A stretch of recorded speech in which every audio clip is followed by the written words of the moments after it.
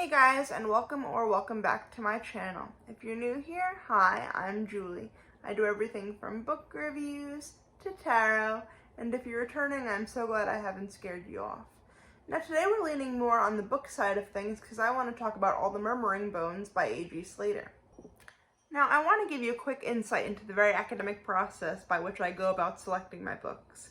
Basically what happened was, I got back from my niece's birthday party one weekend and it was mermaid themed. And I said to myself, I want to read a book about mermaids. So I typed into Google, fantasy books about mermaids, and this was one of the top search results.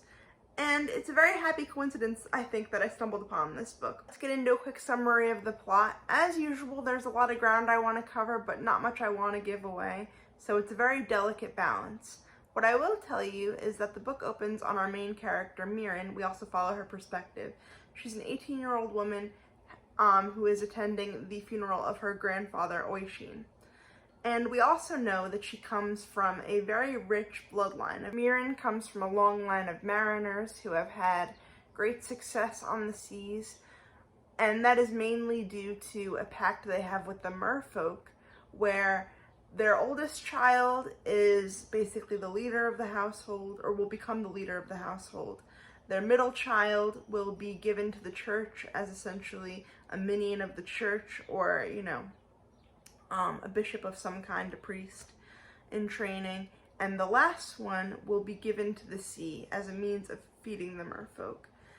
And this deal goes on for generations and generations. However, in more recent years, the core of Miren O'Malley's family tree has begun to thin as less and less children are born as direct descendants of the ancestor that made the deal with the merfolk in the first place.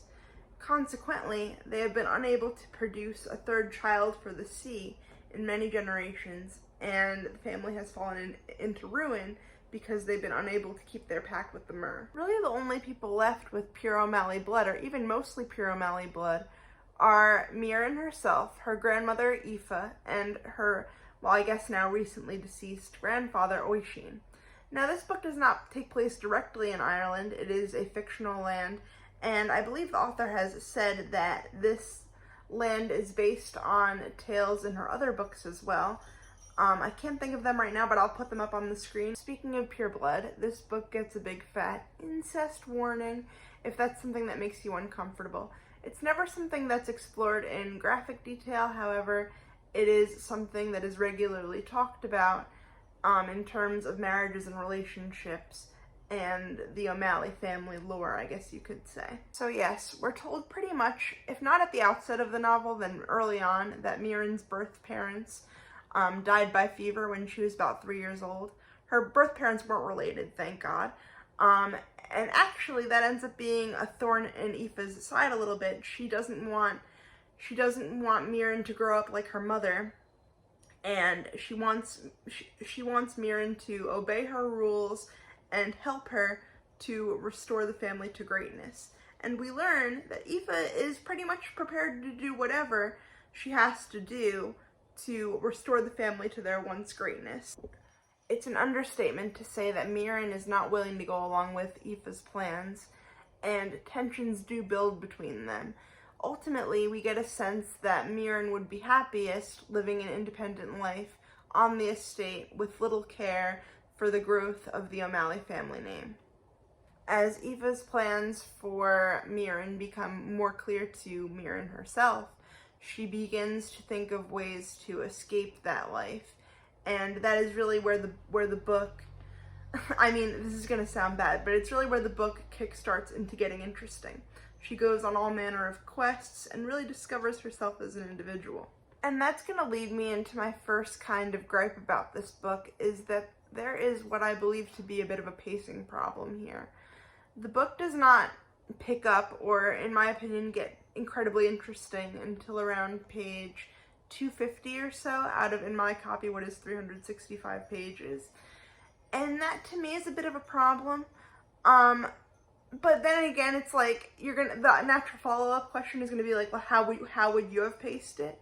And I'm not quite sure what I would have done differently, because I understand why a lot of time was spent with the O'Malleys before, you know, Miren sets out on her own individual journey. I understand that we needed to get a better sense of the characters she was around in order to understand Miren's lessons and motivations later. But I'm honestly at a loss for words at that one. I just think that it's kind of a problem when the book kind of picks up in the middle and gets going in the middle. I think there's a potential that a lot of readers aren't going to be that interested in what comes beforehand. Throughout Miren's own adventures, she calls back on lessons she learned from Aoife, not necessarily that the reader knows about, they happened off screen, but because we spent so much time with Aoife in the book prior to that, we can understand the lessons that she taught Miren, and we understand her better as a character for all the time we spent with her. So the reader is, in a lot of ways, rewarded for the time they spent with this book, and that I do appreciate, I'll say. I guess that complaint kind of stands on murky ground, and I don't know, like, I just feel like in my heart of hearts, something could have been done differently in regard to the pacing, and maybe if any of you guys have read it in the comments, you could let me know what you thought of how the plot is paced, and maybe your critiques in that realm of things. But I'm going to get into one last thing that I didn't really care for before I get into what I really did like. Now, the last really major thing I noticed would have to be the sentence structure and how, you know, syntactically that's all structured. You might think that that's a nerdy complaint, but it really does impact your ability to understand the writing at times.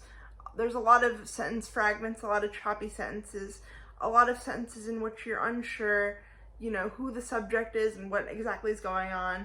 There were times I had to read the sentence, you know, 2 or 3 times over to be like, oh, okay, this is what's happening.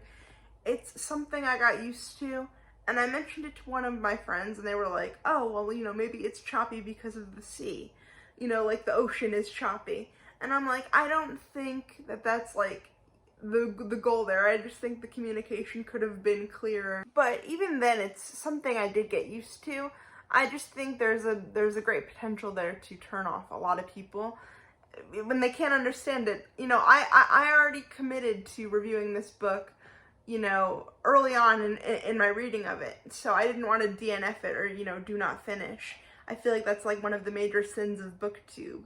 But I feel like your average bear might, you know, put it down because of that. And that's really a shame, because once the book picks up, you really get a sense for Slatter's talent and world building, and this really truly is a dark fairy tale, and I love the mystical elements here. There's witchcraft, there's changelings, there's shapeshifters, all manner of beast is explored, and a lot of Irish folklore, which I hadn't been previously exposed to. Mike Mignola, the creator of Hellboy, called this book, in its praise section, called this book a beautiful gothic monstrosity. And I think that about hits the nail on the head. There's an amazing sense of like the gothic fairy tales of years past with the Brothers Grimm. It kind of follows in that grand tradition of like, you know, lessons in ambition and greed and a lot of morally gray characters. You know, it's said in the book at one point that, you know, good people are capable of doing bad things just the same as bad people are capable of doing good things. There's a lot of gray there that I think this book does a great job of exploring.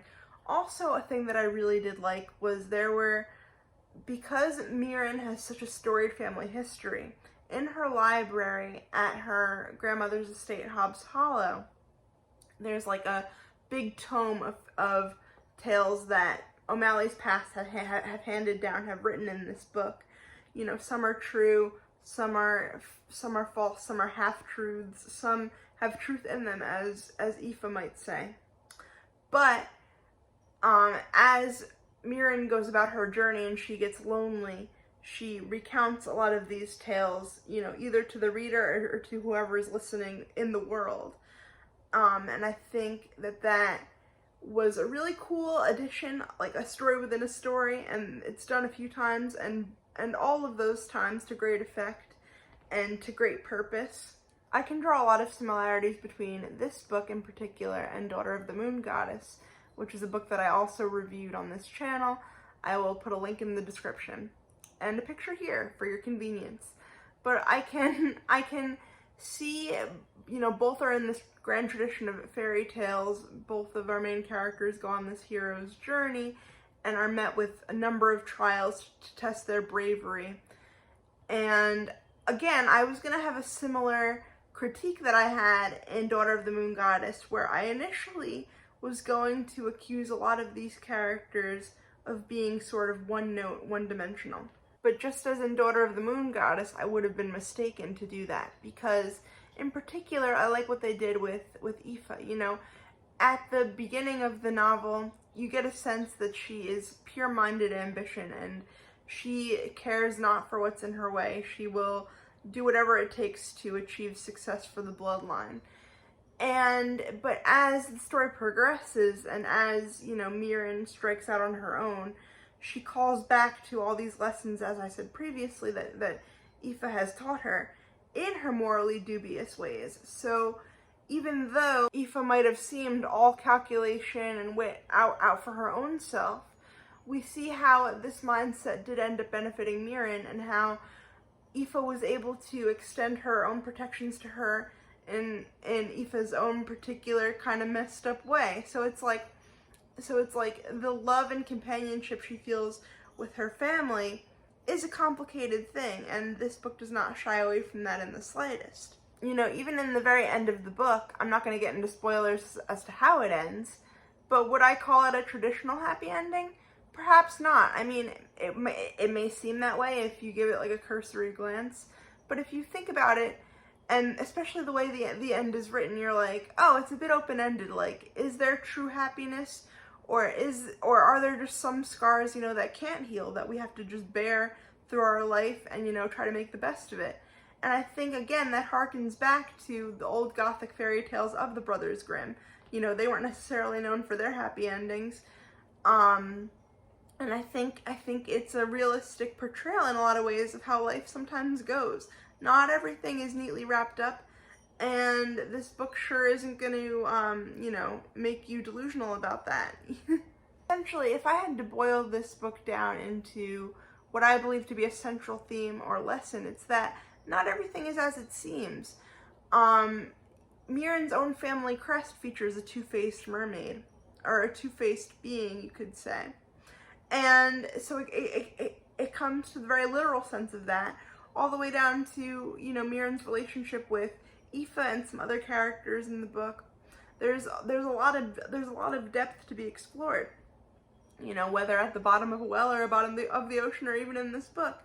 And, you know, that can maybe even speak to the structure too. You know, I originally thought this was going to be a bit boring, and it ended up being a really great read, as long as you're patient with it. And in that vein of things, I'm going to be giving this one probably either a 7.5 or an 8 out of 10. It feels mean to give it a 7 because I really did enjoy this book, and nothing was particularly ruined for me the same way that it might have been in My Year of Rest and Relaxation by Tessa Moshfegh. Check that out if you can. Overall, I'm glad I read this, and I'm glad I could share it with you, and yeah, let me know what you think in the comments if you plan to read it. Our next book is going to be Purple Hibiscus by Chimamanda Ngozi Adichie, and it follows a Nigerian family during a period of civil unrest. So if you're interested in that book, let me know in the comments, and be sure to subscribe so you don't miss it. Turn on that bell notification, and if you got this far in the video, thank you so much. Thank you to my patrons for making this possible. You'll see their names at the end here. And yeah, guys,